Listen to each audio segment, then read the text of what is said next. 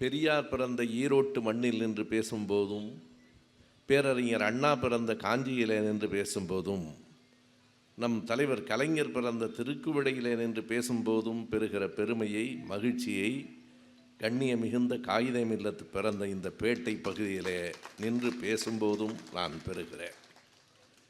1992ஆம் ஆண்டு இந்த இடத்தில் பேசிவிட்டு அது பற்றி தலைவர் கலைஞர் அவர்கள் எழுதியிருந்த ஒரு கட்டுரையை நானும் நம்முடைய மாவட்ட செயலாளர் அவர்களும் வரும்போது பேசி கொண்டு வந்தோம். அது எந்த நிகழ்வில் என்று கேட்டு அவரிடத்திலே இருந்து நான் தெரிந்து கொண்டேன். நாகூர் அனிஃபா அவர்களினுடைய பவள விழாவிலே தலைவர் கலைஞர் அவர்கள் இதே பேட்டையிலே இதே மேடையிலே பேசுகிற போது அவருக்கு ஒரு சந்தேகம் வருகிறது. நம்முடைய மாவட்ட செயலாளரை அழைத்து, என்னையா வைகோ பேசுகிற போதும் மற்றவர்கள் பேசுகிற போதும் ஒருவரை ஒருவர் மாமா என்றும் சின்னையா என்றும் அழைத்து கொள்ளுகிறார்களே என்ன என்று கேட்கிறார்.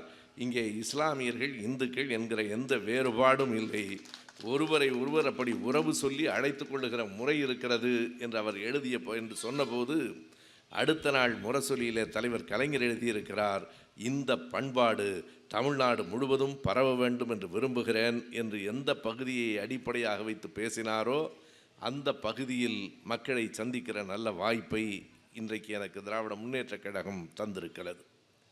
ஆனால் இந்த திருநெல்வேலி தொகுதிக்கு இன்னொரு பெரிய ஆபத்தும் வந்திருக்கிறது என்பதை நான் சொல்ல வேண்டும். காலையிலே ஒரு நண்பர் தொலைபேசியிலே கேட்டார், ஒவ்வொரு ஊராக போய் கொண்டிருக்கிறீர்களே, நாங்கள் சிவகங்கையில் தொடங்கி மதுரை, தேடி, போனிநாயக்கனூர் என்று பல ஊர்களை சுற்றி பார்த்துவிட்டு மக்களை பார்த்து வாக்குகளை கேட்டுவிட்டு வந்திருக்கிறோம், இன்றைக்கு எந்த தொகுதியில் இருக்கிறீர்கள் என்று கேட்டார்.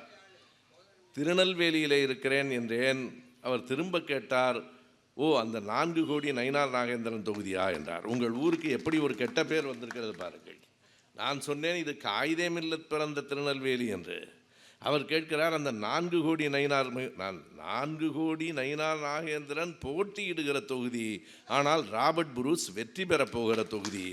இது நயினார் நாகேந்திரனின் தொகுதி அல்ல, இது கழகத்தின் தொகுதி, உதயசூரியனின் தொகுதி, கை சின்னத்தின் தொகுதி, இது அடுத்த முறை வருகிற போது ராபர்ட் புரூஸின் தொகுதி என்று நான் சொன்னேன்.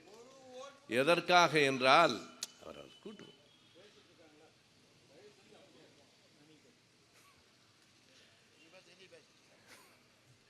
ஆகையினாலே இந்த தொகுதி என்பது நம்முடைய தொகுதி என்பதை மெய்ப்பிக்க வேண்டும். நண்பர் சிங்கராயர் ஒரு செய்தியை மிகச் சுருக்கமாக சொன்னார். நாங்கள் இந்த தேர்தல் சுற்றுப்பயணத்தில் பார்த்த செய்தியை அவர் குறிப்பிட்டார். முன்பு இருந்ததை விட எப்போதையும் காட்டிலும் இப்போது பெண்களினுடைய ஆதரவு நம்முடைய கழகத்திற்கும் கூட்டணிக்கும் வந்திருக்கிறது என்று சொன்னார். அதைவிட இன்னொரு மகிழ்ச்சியான செய்தியை நான் சொல்லுகிறேன். தமிழ்நாட்டை பொறுத்தளவு நம்முடைய வெற்றி என்பது உறுதி செய்யப்பட்ட வெற்றி, மக்களால் ஏற்றுக்கொள்ளப்பட்ட வெற்றி, எனக்கு அதில் ஒன்று ஐயமில்லை. ஆனால் என்ன நல்ல செய்தியோடு நாங்கள் வந்திருக்கிறோம் என்று சொன்னால், கருத்து கணிப்புகளை நீங்கள் பார்த்து கொண்டே இருப்பீர்கள்.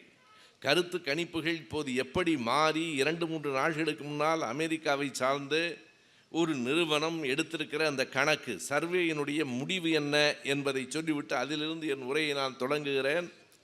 நாங்கள் வருகிற போதுதான் தொலைக்காட்சியிலே நம்முடைய கழகத்தின் துணை பொதுச் செயலாளர் ராசா பேசி கொண்டிருந்தார். 400 இடம் என்றார்கள், பிறகு 370 வெற்றி பெறுவோம் என்றார்கள். அவர்கள் சொன்ன 370 காஷ்மீர் 370, அதற்கு பிறகு 300 என்றார்கள். கடைசியாக பார்த்தால் 300 இல்லை, 370 இல்லை, எல்லாம் 420 ஆகிவிட்டது என்றார். எல்லாம் ஏமாற்று வேலையாக இருக்கிறது என்றார். இப்போது அமெரிக்க நிறுவனம் எடுத்திருக்கிற கணக்கு சொல்லுகிறது, வடநாட்டிலும் பாஜகவின் செல்வாக்கு சரிந்திருக்கிறது, 200 இடங்களை அவர்கள் தொடுவதே கடினம். அப்படியானால் அடுத்த பிரதமராக யார் வரப்போகிறார்? அவர் 12ஆம் தேதி திருநெல்வேலிக்கு வரப்போகிறார். ராகுல் காந்தியினுடைய வருகை இருக்கிறதே.